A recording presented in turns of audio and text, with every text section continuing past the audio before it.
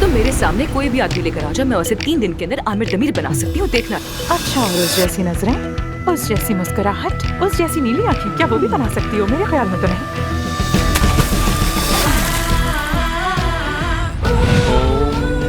यासिर, यासिर, तुमने आमिर को देखा है क्या? वो कहाँ पर है?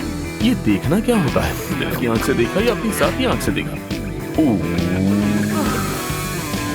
शायद गर्मी से तंग आ गई। नहीं, मैं बिल्कुल ठीक हूँ, बहुत अच्छी हूँ। यहाँ तो बहुत ठंडक है, बल्कि सच कहूँ तो मुझे तो सर्दी लग रही है। आमिर ने रिजाइन कर दिया तो वापस नहीं आएगा। तो मैदान अफसून के लिए छोड़ दें, मैं ऐसा कभी नहीं होने दूंगी। इस ऑपरेशन को करने वाले डॉक्टर का नाम है अली बचाकची और वो कई साल अमेरिका में। कौन? अली बचाकची, अफसून। अली, अली। क्या आप एक दूसरे को जानते हैं? कहीं मैंने खलल तो नहीं डाला? नहीं नहीं, मैं तो नहीं जानती इन्हें। मैंने कैसे जानूंगी? बिल्कुल नहीं जानती। अब क्या करोगी? क्या करूंगी? भाग जाऊंगी यहाँ से। तुम संभालोगी सब कुछ। मैं भाग रही हूँ। मुझे एक आइडिया है।